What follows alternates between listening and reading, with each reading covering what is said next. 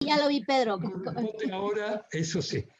Ya lo vemos. Sí, un saludo a todos. La señal es mala y es mejor que apague la cámara para que pueda tener un audio bueno. Saludos con todos. Muy bien, Pedro. Yo pues saludo a Marcia y a Pedro y a todos, digo, Marcia y Pedro por ser los inmediatos, pero obviamente a todos y cada uno de los que están en el seminario, pero permítanme que me vaya. Muy bien, muy bien. Sí, que ya es tarde. ¿Sí? Y simplemente decir hasta siempre, Eugenia. Así es. Hasta luego. Hasta luego, Pepe. Bien. Buenos días. ¿Podemos empezar? Disculpen. Yo creo que sí, tenemos todavía 2 minutitos, pero pues de una vez, Marcia. Gracias, doctora Girón. Buenos días a todos. Tenemos con nosotros al doctor Pedro Páez, un gran amigo de la doctora Eugenia Girón, ¿no? De Ecuador. Él es director del Instituto de Investigaciones Económicas de la Pontificia Universidad Católica de Ecuador y profesor de Economía de la Universidad Central del Ecuador. Es actualmente el superintendente de Control de Poder de Mercado del Ecuador. Fue ministro coordinador de la política económica de su país desde octubre de 2007 hasta el término de sus actividades en diciembre de 2008 y representante plenipotenciario del presidente de la República del Ecuador en misión especial del gobierno para los temas de la nueva arquitectura financiera internacional de febrero de 2009 a noviembre del 2011. Él nos va a presentar una conferencia magistral, nos va a dictar una conferencia magistral titulada Manipulación macroeconómica y riesgo financiero, la economía política de la ofensiva neoliberal en Ecuador. Le damos aproximadamente 40 minutos al doctor Páez para que así el público pueda tener la oportunidad de hacerle al menos un par de preguntas en los 10 minutos restantes del total de 50 minutos que están destinados para esta conferencia. Sin más, le damos la palabra al doctor Páez y agradecemos la participación de todos. Bueno, muchas gracias. Primero empiezo dando un abrazo con toda mi solidaridad, no solamente a la familia, sino a todos los amigos, los colegas de Eugenia.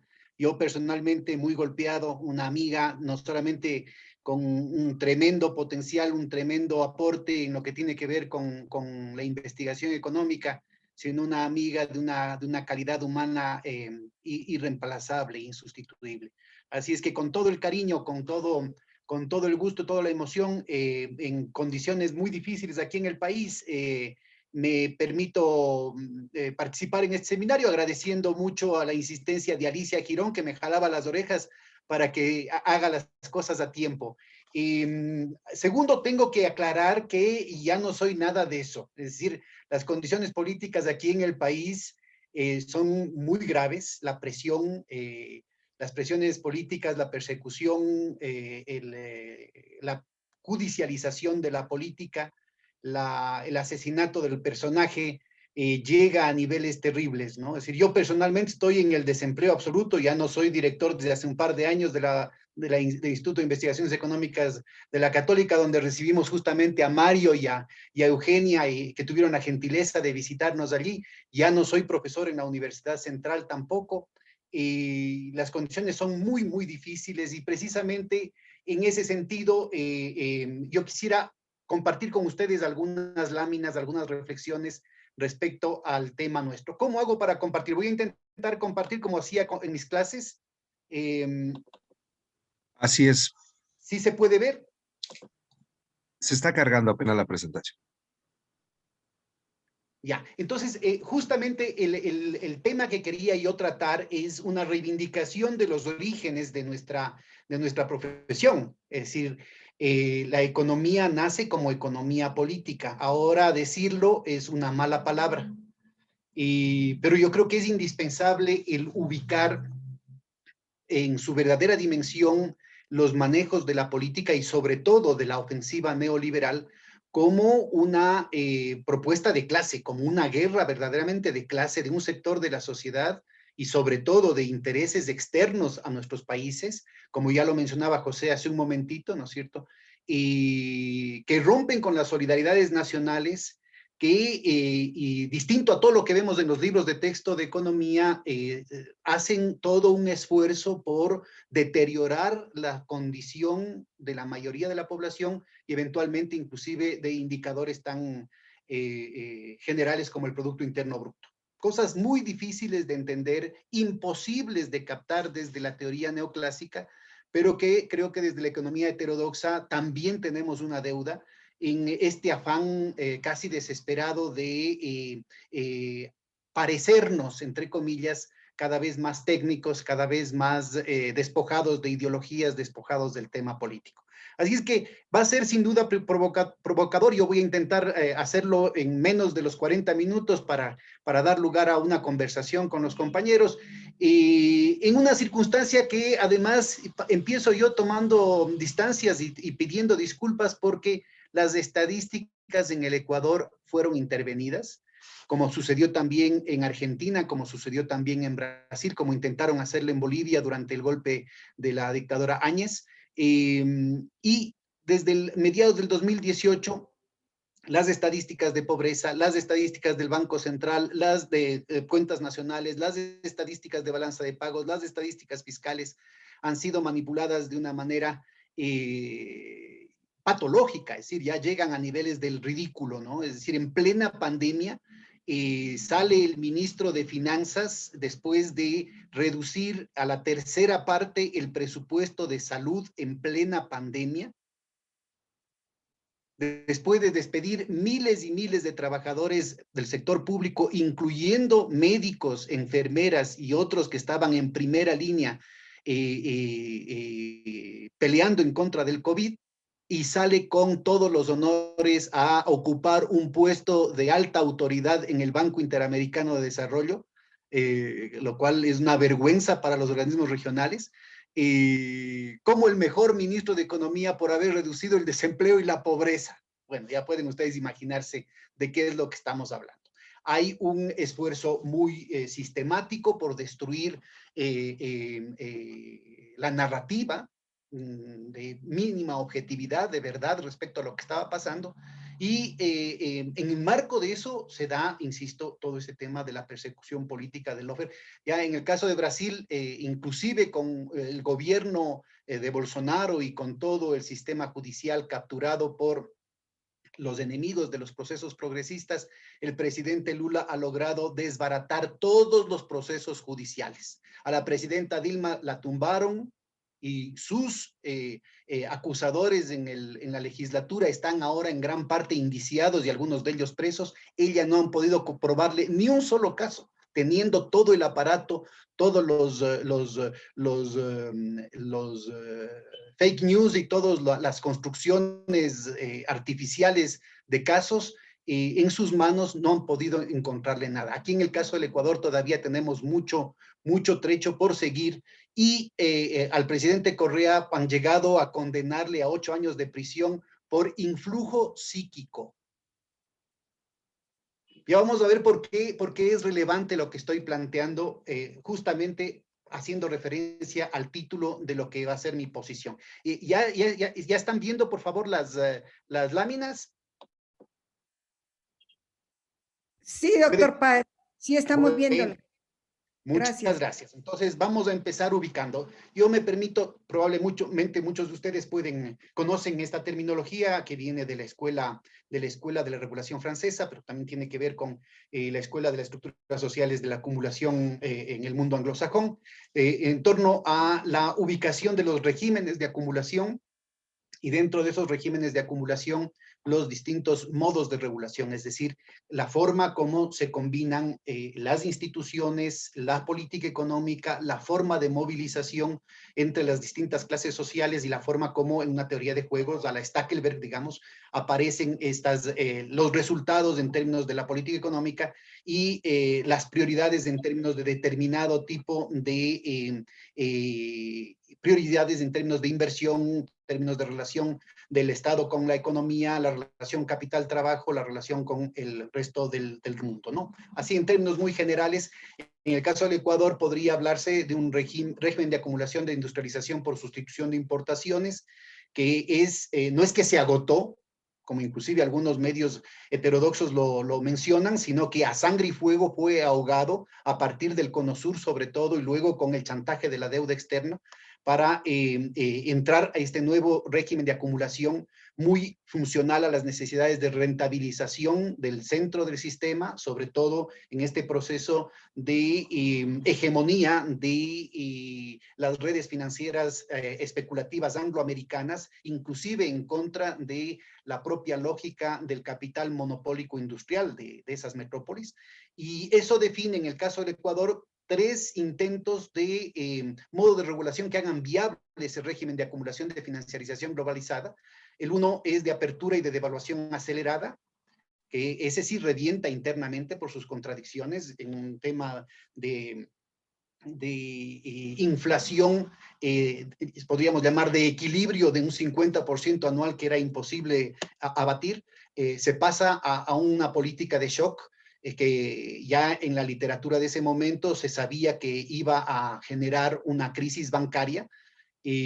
A partir de la desregulación financiera, el ancla cambiaria que definía un atraso cambiario muy importante en medio de la total liberalización, tanto de la cuenta corriente como de la cuenta de capitales de la balanza de pagos, y eso revienta con esa crisis bancaria, que era crónica de una muerte anunciada y que da lugar al experimento de la dolarización ortodoxa. Y la movilización social cambia la correlación de fuerzas aquí en el país y en el ámbito de una situación, una coyuntura internacional propicia, da lugar a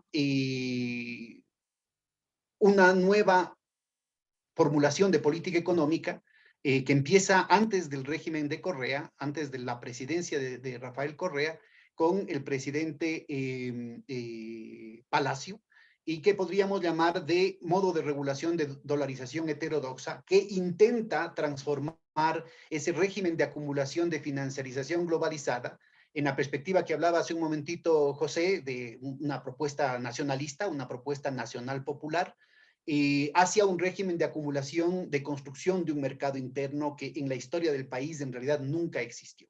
Somos más de 17 millones de ecuatorianos, de los cuales el mercado que verdaderamente interesaba, era relevante para el gran capital, no llegaba ni a 100,000 consumidores. Y justamente parte fundamental de la dinámica que vamos a conversar ahora y que trata de ser revertida, tiene que ver con el problema del mercado interno.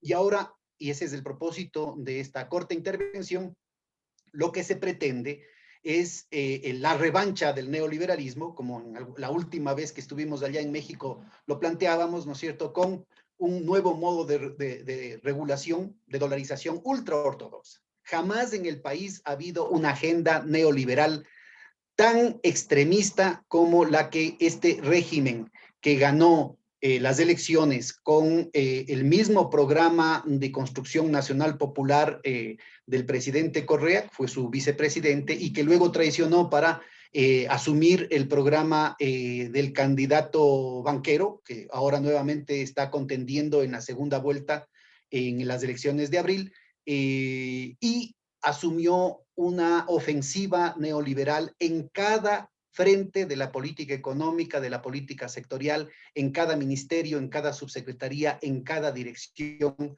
pero también en el mundo de la cultura, en el mundo familiar, en el mundo profesional, en las distintas instancias y los intersticios de la sociedad civil, inyectando no solamente odio y vergüenza, sino desmoralización y desmovilización. Y vamos a ver lo importante que es la política económica, lo importante que es la comprensión que desde perspectivas heterodoxas se da al manejo de la economía para entender cómo la economía puede convertirse en un arma de la política. Lo decía muy bien Margaret Thatcher, el neoliberalismo no es un fin, es un instrumento. Es un instrumento para domesticar a las sociedades. Y de eso es lo que vamos a hablar ahora. Entonces, como les decía, hay un problema muy grave con las estadísticas. Adrede les estoy presentando aquí estadísticas de una captura de pantalla del Banco Mundial. Difícilmente se le puede acusar de correísta. Ahora, Lastimosamente aquí en el Ecuador todo se define, nada es verdad, nada es mentira, todo de acuerdo al cristal con el que se mira. Entonces, si las estadísticas son correístas, ya no vale. Entonces, miren, ustedes pueden ver en el panel izquierdo el ingreso nacional bruto per cápita, con el método de deflación que tiene el Banco Mundial, y ustedes pueden ir ubicando que en el PIB per cápita, como se ve en ese indicador en línea roja, del PIB per cápita de 1981 solo se lo recupera en el año 2007. Con otro deflactor del PIB, las estadísticas son un poco diferentes y se tiene que el PIB per cápita del 1981 solo se lo recupera en el año 2005. Esos son los efectos de la política ortodoxa, de la política favorable a los empresarios, de la política técnica, ¿no es cierto? Y obviamente esto que ustedes están viendo acá es una política, vamos a ver si consigo poner puntero. Se ve el puntero y obviamente esta es la década perdida. Esto es el mal manejo de la economía. Se duplicó el Producto Interno Bruto en el Ecuador durante el gobierno de Rafael Correa en términos reales, y no solamente la economía pública, sino que más que se duplicó, la economía no pública. La economía privada en el país más que se duplicó. Entonces ahí podemos ir señalando, ¿no es cierto?, para poner en relación lo que estaba anticipándoles, el régimen de sustitución de importaciones, que sobre todo tiene el mayor momento con las divisas que vienen de la explotación petrolera en los años 70, el régimen de acumulación de globalización financierizada, el neoliberalismo, que plantea un decrecimiento sistemático de la economía y una recuperación que solamente llega a niveles anteriores de la economía, con la destrucción y todo del aparato productivo en el año 2007, y que desde entonces permite una aceleración no solamente del crecimiento del PIB, sino ya vamos a ver una transformación de la infraestructura productiva, de las capacidades productivas, de la inversión en talento humano y de redistribución del ingreso. Entonces ahí están los modos de regulación a los que hacía referencia. Un elemento fundamental, para no plantearlo todo en términos personalistas, tiene que ver con el deterioro que significaba la significativa devaluación del dólar frente al sucre. Vean ustedes, esta es una serie histórica desde los años 30 y más allá de los detalles, ¿no es cierto?, el crecimiento exponencial estaba marcando precisamente el chantaje que significaban las políticas de ajuste para pagar la deuda externa, ¿no? Y ustedes pueden ver acá niveles del 80%, del 85%, que a partir de la dolarización, de la destrucción de la moneda nacional, paradójicamente, se permite acabar con ese proceso de disolución del Producto Interno Bruto en términos del mercado mundial, en términos de las capacidades de pago de la deuda externa, y eso hace que la deuda externa siga bajando, pero que llega a los niveles formidables que alcanzamos al principio del gobierno de Correa, con la auditoría de la deuda y la transformación de segmentos muy importantes de la deuda comercial como parte del pago a la seguridad social que hacía el gobierno, ya que en los mercados secundarios había caído el precio de la deuda externa ecuatoriana hasta 17 centavos por dólar. El seguro social, que no es parte del Estado y por tanto podía bypassear las cláusulas de los bonos global que impedían que el país pueda recomprar sus títulos de la deuda. Vean ustedes cómo funciona el libre mercado. Pudo comprar a 17 centavos y claro, a medida que iba comprando, la demanda aumentaba en el mercado secundario y el promedio fue de 30 a 31 centavos por dólar, lo cual le permitió contar con un volumen de recursos gigantesco que triplicó la afiliación al Seguro Social ecuatoriano, gracias a estos recursos y al pago de la deuda externa. Y esto está también vinculado a una situación que puede verse en muchos países de la correlación directa entre el cambio en la deuda y el desempleo aquí en el Ecuador. Vamos a ver con un poco más detalle en otra escala ese periodo entre los años 70 y la segunda década de los años 2000, La línea gris ustedes pueden ver en otra escala, les insisto, el estancamiento del Producto Interno Bruto per cápita, con otras estadísticas, pero yo quisiera marcar uno de los argumentos muy repetidos de que todo se debió al sector externo, a la mejoría del sector externo. Acá pueden ver ustedes en gris los términos de intercambio y vean ustedes cómo este periodo, el régimen de acumulación de sustitución de importaciones, el régimen de acumulación de financiarización globalizada y el régimen de acumulación con construcción del mercado interno. Entonces vean ustedes cómo aquí hay un alisamiento con Holdridge-Prescott de los términos de intercambio y ustedes pueden ver que el Producto Interno Bruto empieza a decrecer y a estancarse cuando los términos de intercambio todavía son favorables. Y es más, el ciclo positivo de los términos de intercambio para el Ecuador empieza en el año 1999 y sin embargo el estancamiento continúa.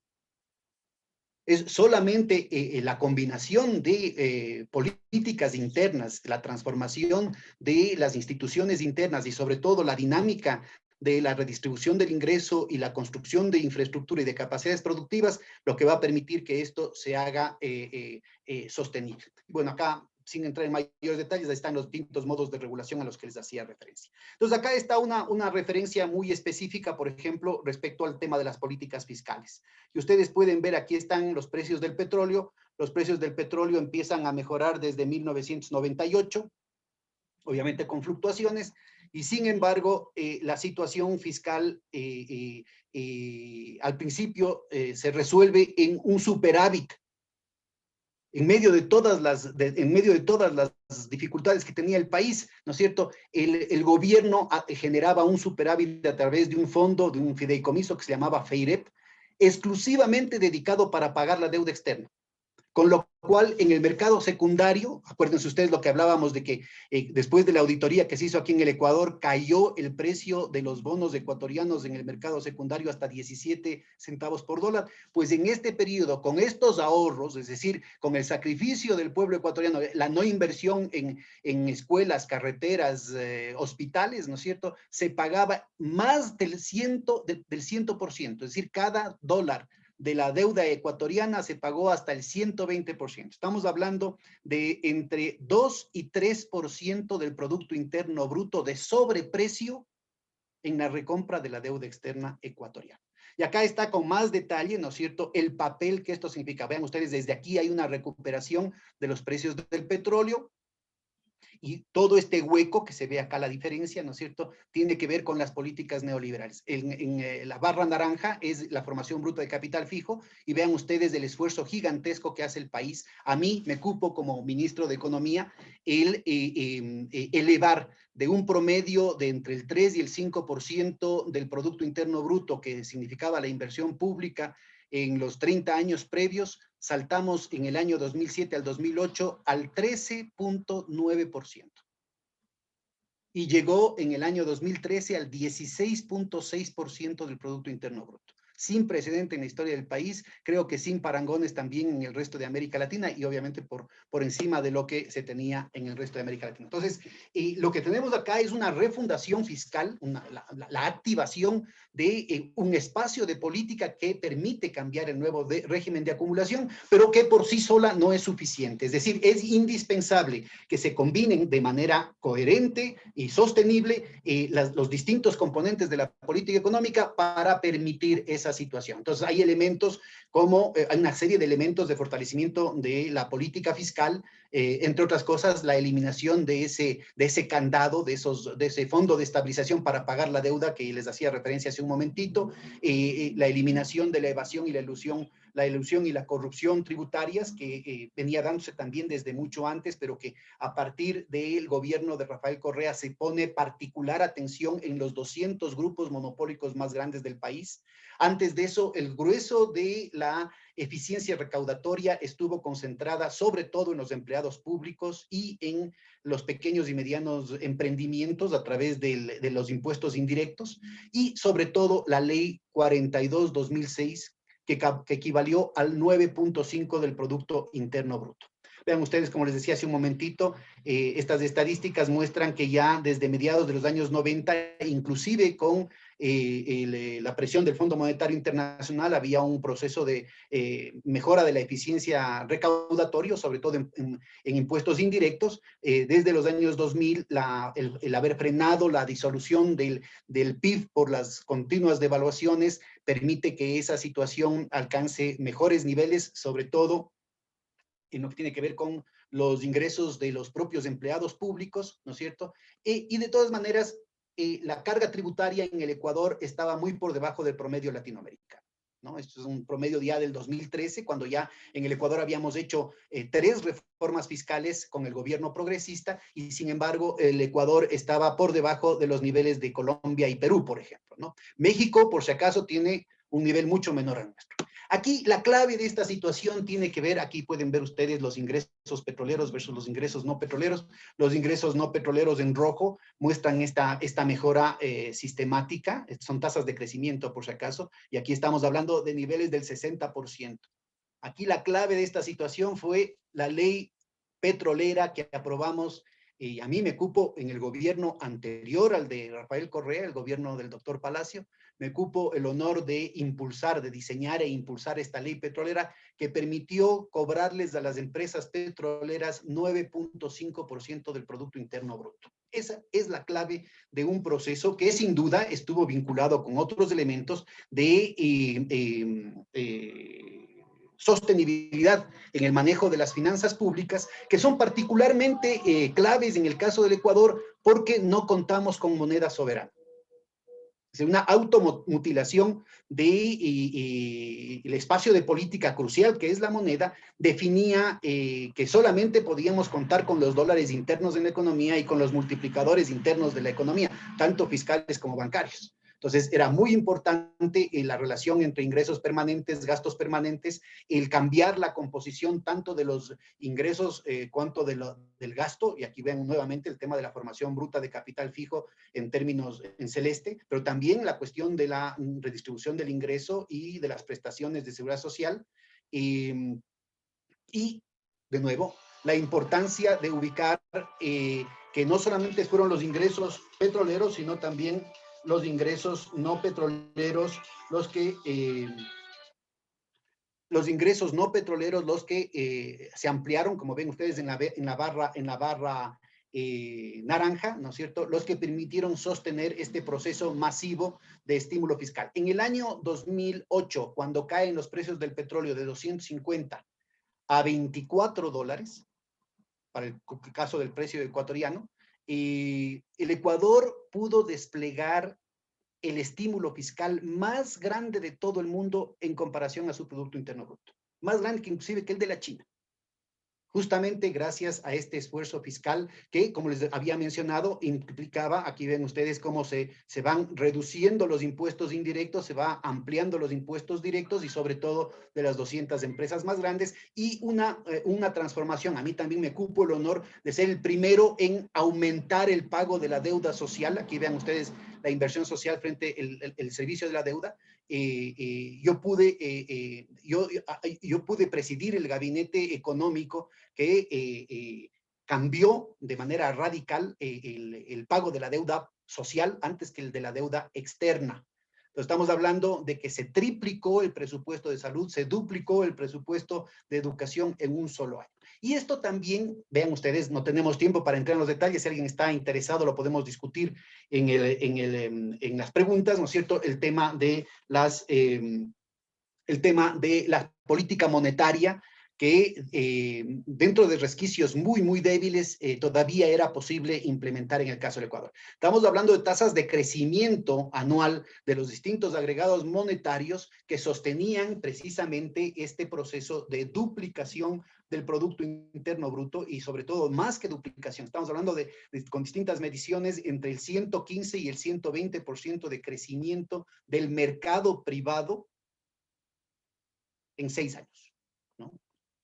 Sin instrumentos de política económica. Bueno, la clave de esta situación tenía que ver con el esfuerzo brutal de reducción de la pobreza, no solamente desde el sector público, ya vamos a ver el tema de las políticas, sino también en términos de la reactivación de la economía, y una reactivación de la economía que iba desde las regiones, desde las provincias, desde la pequeña y mediana producción también, a pesar de que obviamente, dado los niveles de concentración de la producción, de monopolización de las distintas ramas de la economía, los principales beneficiarios de esa duplicación del mercado fueron las grandes empresas, incluyendo las grandes empresas multinacionales, ¿no? Entonces vean ustedes cómo hay esa relación. Aquí vean el tema del gasto social, la reducción de la pobreza crónica. Hay distintos indicadores. Se presume que en las distintas mediciones hay entre el 10 y el 20% de la población salió de la pobreza, con distintos tipos de cosas, ¿no? Y ahí tienen ustedes el tema de la calidad del empleo, el empleo adecuado, cómo fue mejorando en esta situación. Y la ruptura se va dando cuando tuvimos una tormenta perfecta, con varios terremotos, el fenómeno del Niño, la caída brutal de los precios del petróleo a finales del año 2014.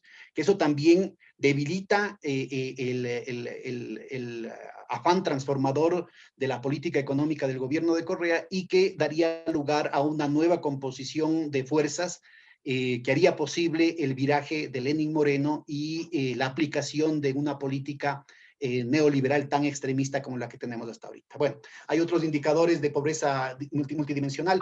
Quería solamente mencionarles esto, el papel que juega en los indicadores de pobreza multidimensional. Se puede ver el efecto específico de las políticas estatales en términos de educación, salud, trabajo, vivienda,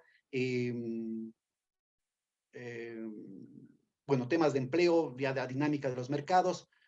Lo hago rápidamente. Aquí tienen ustedes, vean ustedes la rapidez con la que pudimos reducir el coeficiente de Gini en los primeros años del gobierno de Correa, ¿no? Y el hecho de que se iba constituyendo y fortaleciendo el mercado interno, sobre todo porque con las políticas de salario mínimo vital se podía alcanzar ya la canasta básica, con 2.2 receptores del salario mínimo vital por hogar, de acuerdo a los indicadores que se tenía en el Ecuador.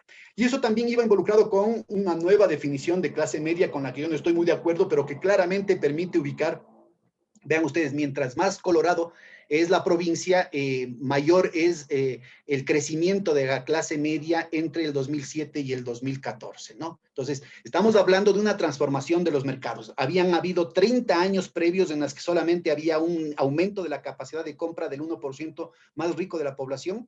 Y obviamente la estrategia fundamental de rentabilización de las empresas, que básicamente no eran producción nacional, sino importación, se orientaba hacia aumentar los precios, aunque eso significaba ir eliminando consumidores potenciales dentro de su participación de mercado. Pasamos a una situación en la que sucedía todo lo contrario. Esta redistribución, esta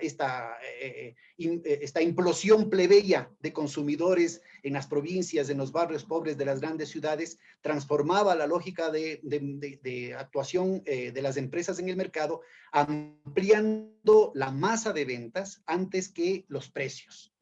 Y esto, vean ustedes lo importante que se da aquí. Tienen por quintiles, por percentiles de la población. En el periodo 2007-2014, los más pobres son los que tienen el aumento de la capacidad de compra descontada la inflación más alta, y los más ricos también la tienen, pero en una proporción mucho menor. Todo esto significa una eclosión de nichos de mercado que el país no había visto en los 30 años previos. Y vean ustedes, acá hay algunos estudios que muestran claramente el efecto que tiene el mero crecimiento, la duplicación del Producto Interno Bruto, es decir, de la reducción de la pobreza con determinada medición del 12.5%, el 5.4% corresponde al crecimiento, pero hay un efecto mucho mayor con la redistribución, el efecto específico de las políticas de redistribución. Bueno, no, como ya me estoy tomando mucho tiempo, muy importante que tomen en cuenta el papel de la reducción de la pobreza en el medio rural,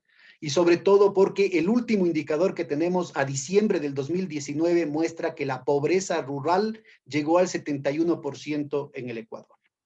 ¿ya? Justamente quisiera más bien pasarme a la reversión, a la ofensiva neoliberal, con un nuevo cambio de régimen de acumulación, ¿no es cierto? Pasamos de todo este esfuerzo que habíamos hablado, que incluía un cambio en la matriz productiva, un cambio en la matriz energética, sobre todo, que permitió que transformemos una cuestión termoeléctrica de altísimos contaminantes y de altísimo costo para el país hacia las hidroeléctricas, de una energía mucho más limpia y de autoabastecimiento nacional total hacia el 2016, a la rápida ofensiva neoliberal para profundizar la dependencia especulativa y extractivista.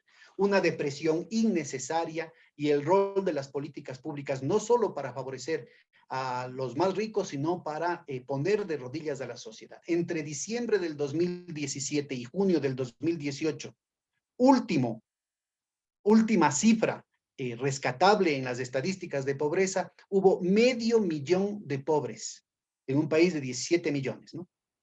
500.000 de nuevos pobres en medio año. Solamente en Quito estamos hablando de 150.000 nuevos pobres.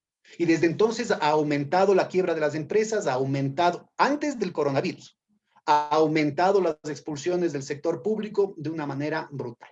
Entonces, lo que tenemos es un nuevo fenómeno, que no es que surge espontáneamente, que es provocado por una autoemboscada fiscal, apoyada por el Fondo Monetario Internacional, pero que aquí empezó a cumplirse antes de que venga el Fondo Monetario Internacional.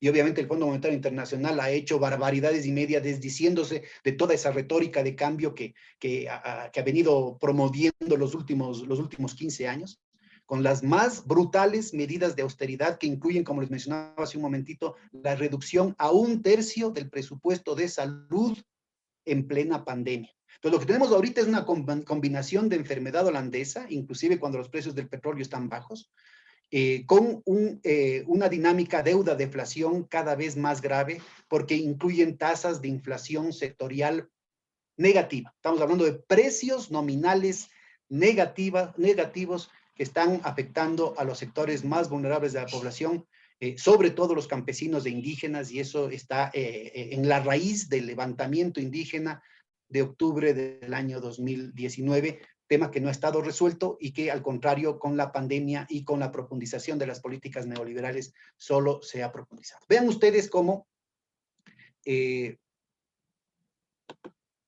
este es el último dato que tiene publicado el Banco Central con la metodología anterior, y vean ustedes el ciclo estaba ya repuntando después de la caída de los precios del petróleo, los terremotos, del fenómeno del Niño.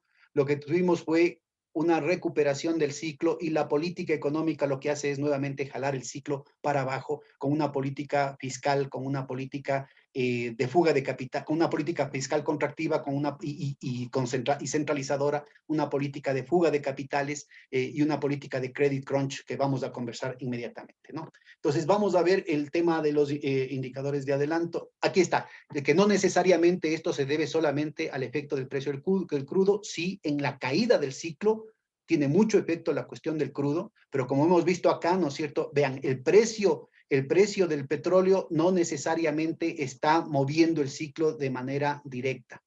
Aquí tenemos momentos con la política heterodoxa que desplegamos, ¿no es cierto?, en el que el ciclo real es mucho más fuerte que el ciclo del petróleo. Y acá tenemos todo lo contrario. La recuperación del petróleo no significó nada en términos de una expansión de la actividad interna, de una reducción del desempleo, precisamente por las políticas neoliberales que se llevaron adelante.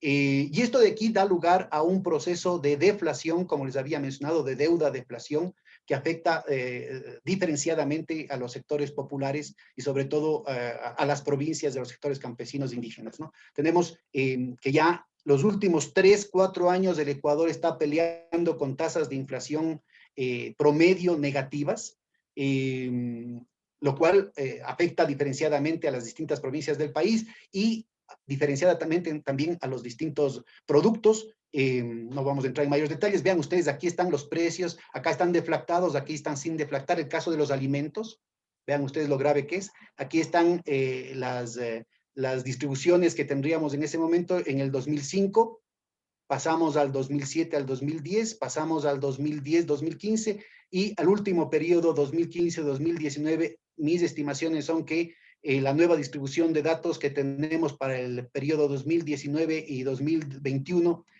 hace todavía una situación depresiva mucho más fuerte. Regionalmente solamente presento algunos de los datos. Mientras más oscura es la situación, mientras más fuerte es el color, quiere decir que estamos hablando de situaciones depresivas más fuertes a nivel de los cantones del país. Y ustedes pueden ver en el año 2007 al 2010 las políticas expansivas mejoraron la situación de la mayoría de los precios de los campesinos y de los agricultores. 2010, 2015, esa situación tiende a empeorarse con la caída de los precios del petróleo y la reducción de divisas, pero del 2015 al 2019 la situación empeora de manera muy grave. Igual en el tema del pan, de la carne, de la leche, de los huevos, etcétera, etcétera. Entonces, concluyo simplemente con esto. Los principales beneficiarios son los grupos más poderosos, aquí están con nombre y apellido, los grupos que fueron además, incluyendo petroleras transnacionales, incluyendo las grandes bananeras, las grandes telefónicas, que fueron los que recibieron además no solamente una disculpa, de una exoneración de los impuestos que no habían pagado, algunos de ellos ya con refrendación de las Cortes ante las apelaciones que habían hecho las transnacionales. Estamos hablando de 4.600 millones de dólares y adicionalmente 2.600 millones de contribución patronal al Seguro Social que simplemente no les había dado la gana de pagar. Y vean ustedes que aumentan los subsidios al sector privado, de los cuales solamente los del decil más rico son los que reciben el 90% de los beneficios tributarios dados por el Estado. Aquí está la lista con nombres y apellidos de quienes son los que han sido exonerados de las deudas, precisamente por eso. Y acá esto tiene que ver con el tema del riesgo fiscal. Obviamente esta deuda deflación está generando una dinámica difícil de controlar. Los magos, los aprendices de mago que no pueden controlar su hechizo, ¿no es cierto? Y lo que tenemos es un aumento de las deudas que no pueden pagar tanto al sector privado como al sector público. Acá vean ustedes el tema del crédito al sector privado y el ciclo del PIB real, y vean ustedes cómo ante la situación externa tenemos un esfuerzo intencionado de la banca privada, que tiene aquí uno de los niveles más altos de concentración de toda América Latina. Estamos hablando de que el Banco del Pichincha es dueño también del Banco Rumiñahui, de Diners Club, del Banco de Loja, del Banco Territorial, que controla entre el 40 y el 65% de los agregados financieros en el país. Y bueno, allí donde no pueden triunfar en las urnas, pueden o intentan hacerlo con este credit crunch brutal, que lo que precisamente generaba es una situación de compresión de la economía y de exacerbación del ciclo depresivo que la situación externa se daba. Pero además una composición del crédito en la que hay una reducción del crédito productivo, como pueden ustedes ver aquí en la línea en celeste, ¿no es cierto? Hay una reducción intencional del crédito productivo en favor del crédito de corto plazo y de consumo, afectando de manera muy particular a los sectores más pequeños, más vulnerables de la producción. Bueno, como ya creo que me pasé del tiempo, les dejo aquí nomás, simplemente ubicando el riesgo que se tiene ahorita, la ley que el gobierno intenta pasar, lo ha intentado hacer varias veces y lo quiere hacer inclusive en medio de las elecciones, significa un retorno inconstitucional hacia un banco central privado, con un directorio totalmente independiente del control democrático del Estado y que reserva, con un sistema de balances diseñado ad hoc, reserva lo fundamental de la Reserva Monetaria Internacional, incluyendo las recaudaciones tributarias, incluyendo las recaudaciones petroleras del Estado, las reserva como caja chica de respaldo para los bancos privados. Así como me oyen.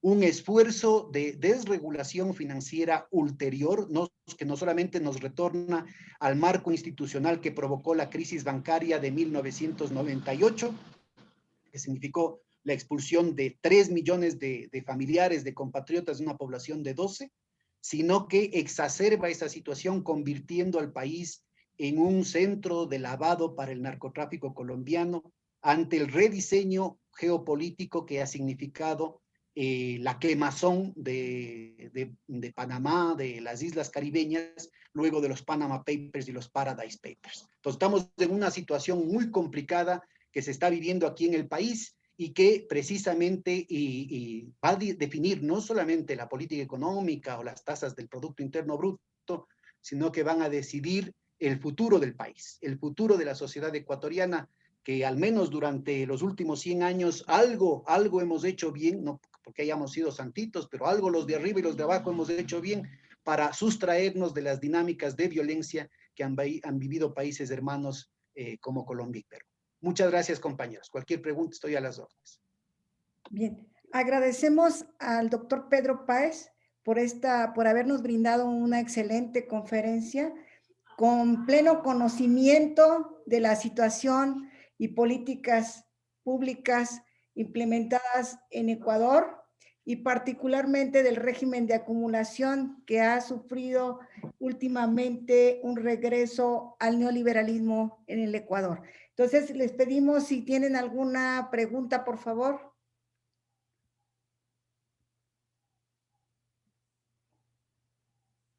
¿Hay alguien que quiera preguntar?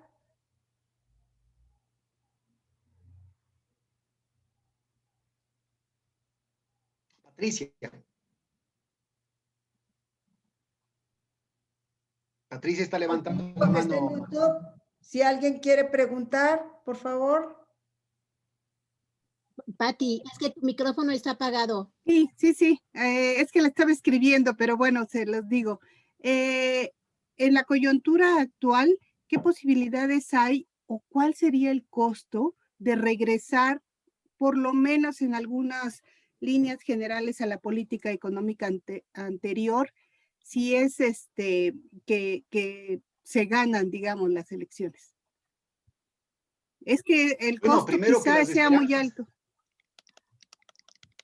Sí, es muy delicado, lo han hecho precisamente, es una depresión programada a partir de una autoemboscada fiscal que tiene una serie de reacciones en cadena para generar altos niveles de irreversibilidad, entre otras cosas, con los tratados bilaterales de inversión que le ponen al Ecuador vulnerable ante la posibilidad de nuevas multas internacionales por parte de las transnacionales.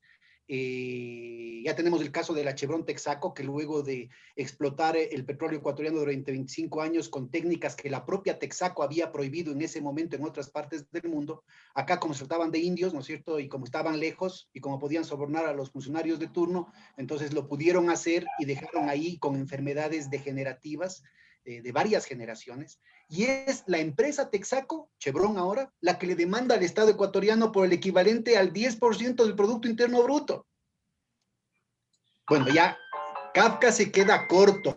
O sea, Kafka hubiera tenido que dedicarse a vender helados si hubiera estado viviendo acá en el Ecuador, ¿sí? Porque ya en esto de hacer literatura ya le fallaba su capacidad disruptiva. Entonces, sí, eso es lo que pretenden, hay un desplome de la capacidad de recaudación con directa complicidad del Fondo Monetario Internacional para desdecirse de todo lo que han dicho. Este sinvergüenza de Olivier Blanchard, ¿no es cierto?, que habla de la sostenibilidad de los ingresos fiscales, es el primero en obligar a que se retorne a los ingresos regresivos y a los ingresos indirectos en lugar de los ingresos directos. Estamos hablando de una situación en la que el hueco de la balanza de pagos privada es más del 25% del Producto Interno Bruto en términos estructurales, es decir, que cuando suben o bajan los términos de intercambio, ese hueco pueden aumentar. Ahorita estaba estructuralmente en el 25%, ahora está en cerca del 30%. ¿Y quién cubre eso? El Estado. ¿Con qué? Con una Reserva Monetaria Internacional que no puede tocarse para la salud, que no puede tocarse para la educación, que no puede tocarse para resolver los problemas de la gente, que tiene que dedicarse a las necesidades de los bancos. ¿Cómo hacemos para salir de eso? Y bueno, felizmente, uno de los alumnos de Eugenia, Andrés Arauz, está por ganar las elecciones, está hoy por hoy con una ventaja con respecto al candidato banquero entre el 8 y el 15%, que puede ser rápidamente revertida por las campañas de difamación que son parte del menú del día, digamos, ¿no? Ya la última que se han inventado es que el Ejército de Liberación Nacional de Colombia le prestó, óigame bien, le prestó a Andrés Arauz $80,000. Yo no sé cómo va a ser para que le devuelva, si van a demandarle ante los tribunales ecuatorianos, tribunales colombianos. ¿Dónde van a hacer para que la guerrilla le preste $80,000? Obviamente que no hay ninguna evidencia de eso, ¿no? No hay ninguna cuenta, no hay ninguna evidencia de los dólares. Simplemente se dice, ya con eso, hasta el comandante general de las Fuerzas Armadas del Ecuador está abiertamente pidiendo que no se vote por Arauz, que se vote por el candidato banquero, ¿no? Y tenemos inclusive a sectores del movimiento indígena que están coaligados en las dos caras de la misma moneda, con un lenguaje radical, pero directamente vinculados con este proyecto del capital especulativo de volver al Ecuador un centro de lavado, un centro financiero. Han convertido la lucha tradicional de los pueblos indígenas por el agua en una lucha por la bursatilización del agua. En eso estamos. Y ellos están clamando y están movilizando a sus bases porque se dé un golpe de Estado aquí en el Ecuador. En esas circunstancias estamos. Entonces, hay tanto situaciones económicas como situaciones políticas que incluyen el tema del uso de la fuerza, que probablemente vayan a prevenir esa posibilidad. Pero yo creo que el programa que está planteando Arauz es un programa muy competente, muy detallado. Él trabajó conmigo y él trabajó en el Banco Central desde muy joven y con mucha sensibilidad social. Tiene mucha precisión en el diseño de las políticas que deben llevarse adelante. En el plano, digamos, de todo el acervo heterodoxo. Pero con mucha innovación, porque como no tenemos moneda nacional, tenemos que inventarnos formas de crear espacios de política económica, como lo hicimos ya en el 2007-2008, ¿no? Doctor Entonces, Páez, yo creo que no hay cómo entrar, pero se lo puede hacer. Doctor Páez, tenemos dos preguntas más, una de la doctora Alicia Girón y otra de la doctora Genevieve Marchini. Por favor, doctora Girón, vamos en orden. Sí, a mí no daría tiempo en este momento para explicar, pero sí me llama la atención cómo revertieron el gasto público a favor de la salud y la educación. Mi pregunta es que cómo le hicieron. Por eso digo que no, creo que no daría tiempo para una respuesta. Eso sí me llama, o sea, creo que ojalá también el gobierno de México hiciera esto y cómo revertir el costo de la deuda. Y la otra es las inversiones chinas. Se ha hablado mucho de las inversiones chinas en el Ecuador. No sé si se pudiese ampliar un poquito, pero por mí sería eso todo y yo creo que pasaríamos a Genevieve para que pudieras... Doctor Páez, si gusta, le damos la palabra a la doctora Genevieve Marchini para que usted pueda abordar las dos respuestas a la vez. Gracias, doctora Marchini. Ya. Sí, mire, buenos días. Mi pregunta está relacionada con lo último que mencionó la doctora Girón acerca del acuerdo de financiamiento de parte de Estados Unidos para que Ecuador dejara para repagar deudas que Ecuador tendría con China y de esa manera evitar que Huawei entrara en la 5G en Ecuador. Bueno, es algo que me pareció pues increíble y quisiera si nos puede dar alguna opinión al respecto. Gracias. Sí, es un ofrecimiento, empecemos por esa pregunta, es un ofrecimiento que hace el gobierno norteamericano de financiar la recompra de la deuda china, que supuestamente es muy onerosa, pero es a costa de no solamente imposiciones como estas en el plano tecnológico, pero también el tema de las vacunas. Hay una serie de chantajes para que aquí en el Ecuador ha sido un desastre el tema del manejo. Hay estimaciones que hablan de más de 40,000 muertos. El gobierno está manipulando toda la información. No tenemos ninguna certeza respecto a cuál es el calendario de vacunación. Han tenido que irse el ministro porque se le descubrió que primero vacunó a su familia y a sus amigos, con el aplauso de los medios de comunicación y de sectores de la academia. Entonces, parte del chantaje del gobierno de los Estados Unidos no es solamente el tema del 5G, sino también el tema de la vacuna, que tiene que comprarse AstraZeneca, ni siquiera Pfizer. Y ya se obligó a que se haga un pago por adelantado. Pero también parte del chantaje del gobierno de los Estados Unidos del Fondo Monetario Internacional es que se deje de financiar el cuidado de la salud. Ya les insisto, hay una reducción la tercera parte, no es la reducción del 30%, es la reducción del 66% del presupuesto de salud para pagar por anticipado la deuda externa en plena recesión y con plena pandemia. Pero además, el gobierno de los Estados Unidos está exigiendo que se pase la ley bancaria que les estaba haciendo referencia, que prácticamente equivale a una privatización del Banco Central, que desregula totalmente al sistema bancario, que permite una mayor fuga de capitales. Y lo que es más interesante es que en la lucha en contra de la droga, ¿no es cierto?, el gobierno de los Estados Unidos está exigiendo que se reduzcan todos los controles referidos al lavado. Esa es la hipocresía del manejo de la política económica y se lo plantea como que fueran temas técnicos para modernizar el sistema financiero. Ahora lo que está de moda aquí en el Ecuador es convertir el Ecuador en un hub financiero. Ahora, no quiere decir eso que los chinos sean ningunos santitos, ¿no? De hecho, los chinos en los préstamos que han hecho, en efecto, los funcionarios chinos buscan sacar la mayor tajada, ¿no? Entonces, no son tampoco como están queriendo plantear los de este gobierno, que son condiciones así de piratería, ¿no? Sí, son condiciones de mercado. Y el propio gobierno que habló pestes, el gobierno de Lenín Moreno que habló pestes de la financiación china, que en una circunstancia en la que todos los bancos internacionales habían cerrado las fuentes de financiamiento al Ecuador, el Banco Mundial y el Fondo Monetario Internacional y el BID incluidos, el BID un poco menos. No habían otras fuentes de financiamiento cuando el Ecuador pasaba por 3 terremotos, el fenómeno del Niño y la caída brutal de los precios del petróleo. Entonces, en esas condiciones, el gobierno de Lenín Moreno duplicó el ritmo de endeudamiento respecto a lo que tuvo en los últimos años del gobierno de Correa, como vimos en el gráfico que presenté. La otra pregunta que decías, ¿cómo hicieron para revertir eso, Alicia? Facilito, te contesto en 2 segundos. La culpa es de Correa.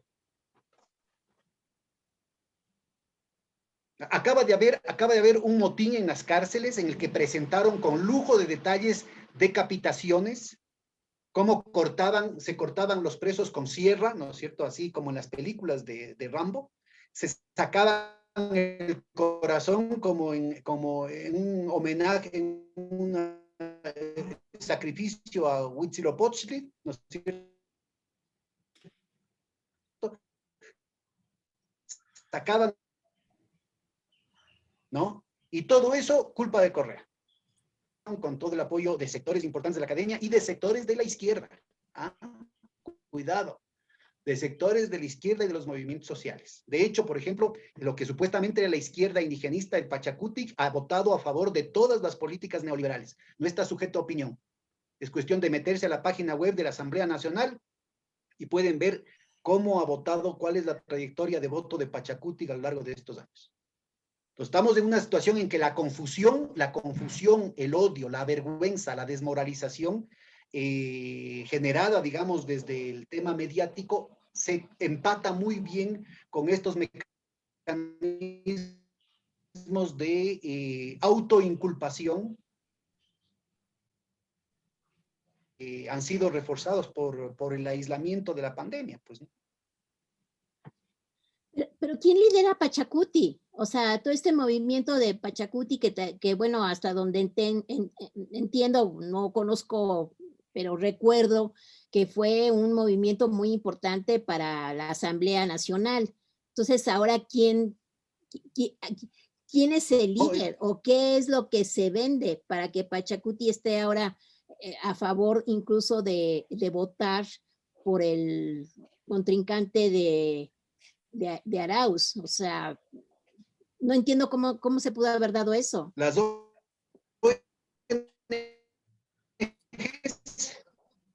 El problema es que hay que diferenciar muy claramente lo que es la trayectoria formidable del movimiento indígena, de las bases de Pachacutic, de las bases de la CONAIE, que han estado estos dirigentes que, sobre la base del financiamiento, entre comillas, de la cooperación internacional, que incluye algunas fundaciones supuestamente de izquierda, ecologistas, han cooptado el aparato, digamos, y cada vez más abiertamente. El actual candidato Yacu Pérez, que se llama Carlos Pérez en realidad,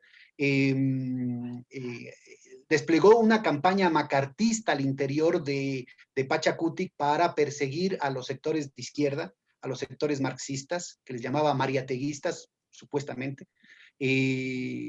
Pero hay dentro del movimiento indígena hay muchísima disidencia, ¿no? El problema es que el nivel de desesperación con el que vive la gente es altísimo.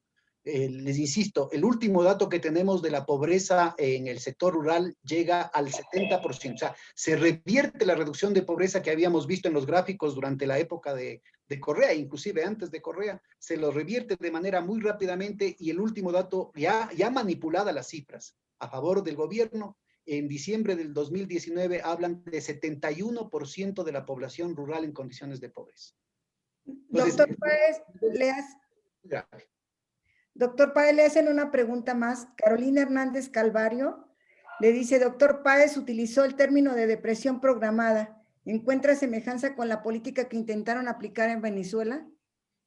En Venezuela tuvimos una cosa parecida cuando fue el Caracazo en 1989. Yo le haría mucho más cercano a lo que pasó en Argentina con Macri, y también a la muy poco conocida política económica de Pinochet.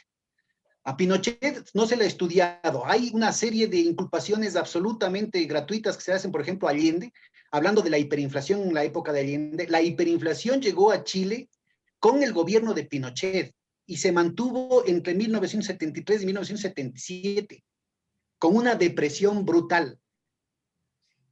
Y Pinochet lo hacía a propósito porque era la forma de quebrar el espinazo de la sociedad chilena. Y no me refiero solamente a la izquierda, sino a importantes sectores de la democracia cristiana y de la iglesia y de los sectores laicos, inclusive masónicos, ¿no es cierto?, de la tradición radical liberal de Chile, que tenían que ser domesticados. Entonces, un poco el propósito de esto era, compañeros, invitarles a que nos acudamos, porque esto, la pregunta que hace la compañera es muy válida. Esto va a pasar en todas partes. Ya lo dijo Margaret Thatcher, lo dijo clarito. Las políticas neoliberales tienen un propósito político fundamental. En algunos casos pueden ser acompañadas, como en el caso de Italia, Mario, el tema de Gladio y la estrategia del plomo, ¿no? De la estrategia de tensión que iban acompañando y que culminaron con el asesinato de Aldo Moro, la utilización de sectores de izquierda, la utilización de organizaciones sociales, la presencia de las revoluciones de terciopelo y de los manuales del señor Gene Sharp, de cómo tumbar gobiernos, ¿no es cierto?, están muy presentes, y lastimosamente académicos como nosotros, académicos progresistas como nosotros, somos muy vulnerables a ese tipo de influencias. No nos dejemos engañar, compañeros. Las cifras están ahí, las cosas son clarísimas, ¿no es cierto? En el caso del Ecuador, aprovechemos que todavía hay cifras. Ya quieren cambiar también las cifras del Producto Interno Bruto. Porque ya, ¿cómo hacen para cambiar el dato que les presenté en las primeras láminas del Banco Mundial? Entonces, todo eso, ¿no es cierto?, es la década perdida. El Producto Interno Bruto, no, es que eso es manipulado. Y los datos del desempleo, no, es que eso de ahí era mentira. Es que eso era propaganda. Sí, todo lo que hicieron fue robarse la plata. Entonces, parte del problema que se tiene ahorita, y que además no es solamente aquí en el Ecuador, en toda América Latina, es que con esta política del lawfare, de la judicialización de la política, el aparato del sector público, inclusive con gobiernos de derecha, tiene mucho miedo a firmar cualquier contrato. Así se cayó Kuczynski en Perú, y buena parte de la inestabilidad política en el Perú es que tenían los recursos, había venido el fenómeno del Niño, confiaba en la recuperación después con la reconstrucción, las obras públicas de la reconstrucción, y ningún funcionario público se atrevió a firmar un contrato. Entonces, es parte de los problemas que mencionaba hace un momento la compañera. ¿Cómo hacemos para revertir eso? Así de operativa es la cosa.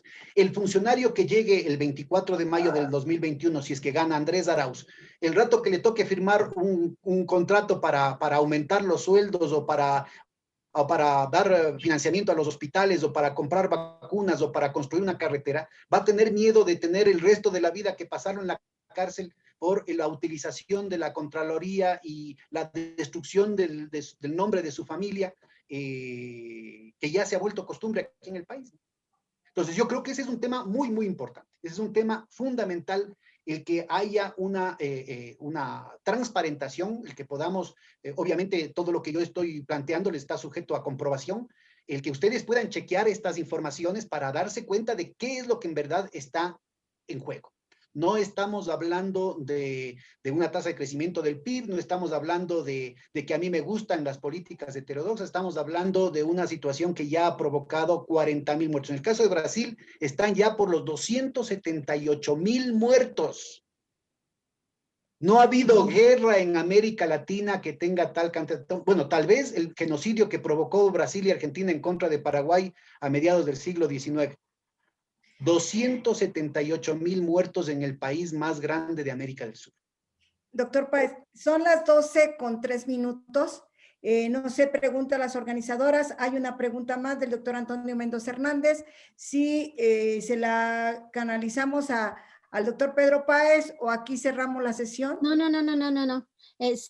Adelante con Pedro. Creo que nos está dando un panorama excelente a nivel macroeconómico de cómo está funcionando entre economía, política y todo, unos cuantos minutos más, porque después veo que la siguiente mesa terminaría a la 1:50, pero por ahí, que viene la hora de comer, entonces podríamos todavía tener unos minutitos más. Así es que yo por mí, adelante, que si puede contestar esa pregunta. Por favor, Pedro. Bien, doctor Páez, al público tanto de YouTube como aquí en Zoom, es la última pregunta. El doctor Antonio Mendoza Hernández le dice, excelente ponencia. Le pregunta que si el patrón de acumulación en Ecuador se puede asociar a una dinámica de capital. Sí, a la dinámica del capital especulativo transnacional, y el proyecto creo que tiene que ver con el narcotráfico colombiano. De acuerdo al Alto Comisionado de Naciones Unidas para el Crimen Organizado, que genera reportes anuales, refrendados por la Interpol, refrendados por la DEA, por la OTAN, por todos la comunidad internacional decente, no con los Castro chavistas como yo, muestra que el Ecuador no tiene cultivo de drogas. Bueno, lo que están haciendo con esta nueva ley de desregulación financiera es convertirle al Ecuador en un centro de lavado del narcotráfico colombiano. Entonces, para eso no hace falta tener industria, no hace falta tener mercado interno. Para eso lo único que necesitan, y conocen los compañeros mexicanos muy bien, es un proceso de destrucción institucional, de destrucción de la moral de la sociedad, poniéndonos contra las cuerdas, diciendo es que no tenemos otra alternativa. Y eso está sumado a una cuestión, a los proyectos mineros más depredatorios de toda la historia del país, que han sido aprobados durante este gobierno con el beneplácito de sectores ecologistas y sectores indigenistas que en la década anterior de Correa fueron absolutamente intransigentes. Estamos hablando de una epifanía que tuvo una empresa minera a hora y media de Quito, una minería de cielo abierto, en la que además del Ecuador no ven nada, sino se llevan el lodo, que se supone que tenemos 5 partes por millón de oro, de plata, de molibdeno. No sabemos qué no hay nadie aquí en el Ecuador que certifique si es que en realidad cuál es el contenido en metales que tiene eso, pero que además aprobaron en agosto del 2018 darle 30 años de exoneración tributaria. ¿Sí? Ese es el país que están defendiendo los ortodoxos y sectores del movimiento indígena y de la izquierda aquí en el Ecuador. 30 años de exoneración tributaria. Y por cierto, en términos ecológicos significa tomar toda el agua dulce de la provincia, una provincia además llena de campesinos indígenas, tomar esa agua dulce para, de manera comprimida, utilizarla para diluir un cerro entero con toda la biodiversidad que eso significa. Doctora Marchini, ¿levantó la mano por segunda ocasión? ¿Pregunta? No. Gracias. Entonces, si no hay más preguntas, le damos las gracias al doctor Pedro Páez por esta excelente conferencia magistral. Muchas gracias. Un beso a todos. Un beso día. para Eugenia, que siempre va a estar presente en nuestras reuniones, compañeros. Gracias. Que tengan buena tarde. Mil gracias, Pedro. Gracias, Pedro. Suerte. Gracias. Bien, hasta aquí llegó